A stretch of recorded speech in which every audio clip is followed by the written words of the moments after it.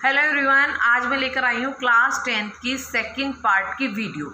ठीक है, पार्ट 1 आपका आ चुका था जिसमें हमने केमिकल रिएक्शंस डिस्कस की थी, उनको कैसे बैलेंस करते हैं वो डिस्कस किया था। और हमने कुछ टाइप्स 7 टाइप्स की रिएक्शन थी, 4 टाइप्स हम उसमें डिस्कस कर चुके थे। जो 3 टाइप्स पेंडिंग थे वो हमें डिस्कस करने हैं।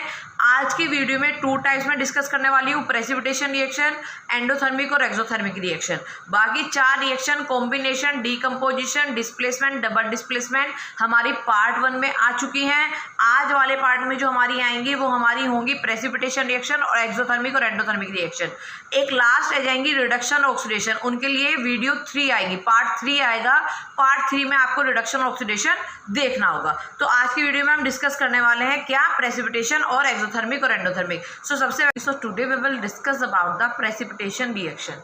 What is the precipitation reaction? Precipitation reaction, it is the type of a double displacement reaction.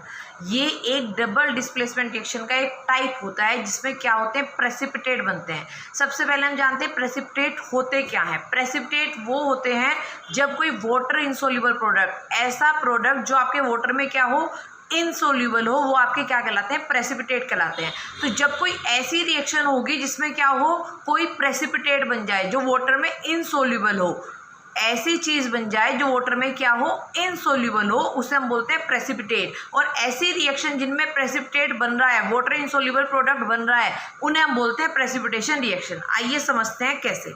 देखिए, हम समझते हैं प्रेसिपिटेशन रिएक्शन। उससे पहले हमें पता होना चाहिए प्रेसिपिटेट क्या होते हैं।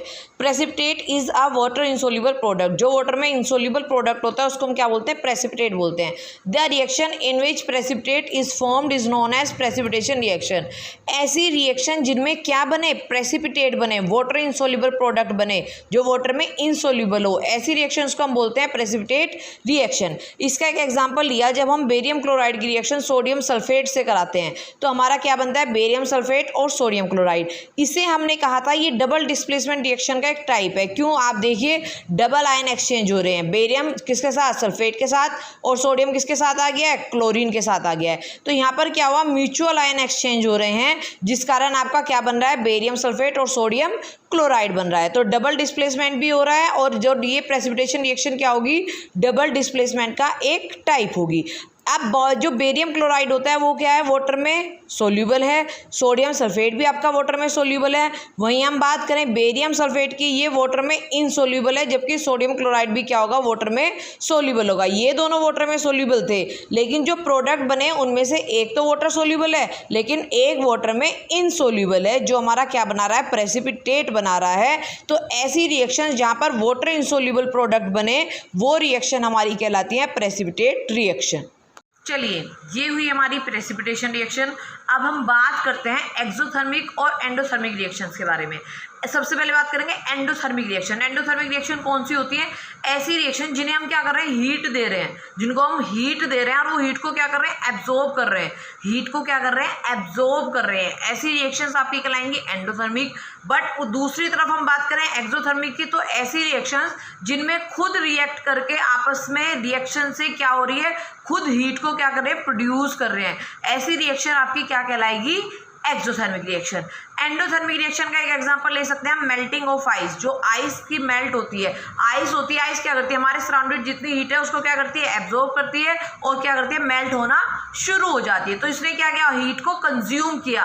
तो ये एग्जाम्पल हुआ आपका किसका, एंडोथर्मिक रिएक्शन का। वहीं बात करें हम एक्सोथर्मिक रिएक्शन की, तो उसमें क्या होता है, एक्सोथर्मिक रिएक्शन में सपोज हमने क्या करा, हीट क्या हो रही है, प्रोड्यूस हो रही है। डाइल्यूशन ऑफ एसिड की बात करते हैं, हमने एसिड लिया और वाटर लिया, हमने क्या करना है, डाइल्यूट करना है किसको, एसिड को। तो हमने एसिड को ड्रॉप बाय ड्रॉप किस में डाला, वाटर में डाला।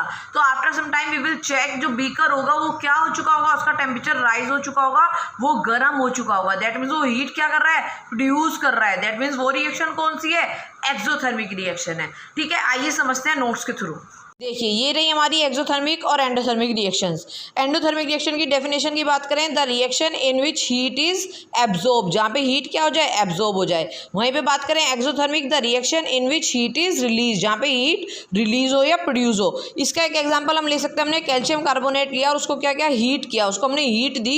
हीट देने पर क्या हुआ, ये टूट गया किसमें, कैल्शियम ऑक्साइड में और कार्बन डाइऑक्साइड में। ठीक है, अब इसने क्या, हीट को कंज्यूम किया, क्या किया, हीट को कंज्यूम किया, या एब्जॉर्ब किया, ऐसी रिएक्शन आपकी कहलाएंगी एंडोथर्मिक रिएक्शन। वहीं बात करें एक्सोथर्मिक की, कैल्शियम ऑक्साइड में हमने क्या किया, वाटर ऐड कर दिया। जैसे ही हमने उसमें वाटर ऐड किया तो उसमें क्या हुआ, ये कैल्शियम हाइड्रोक्साइड बनने के साथ साथ बीकर क्या हो गया, गर्म हो गया।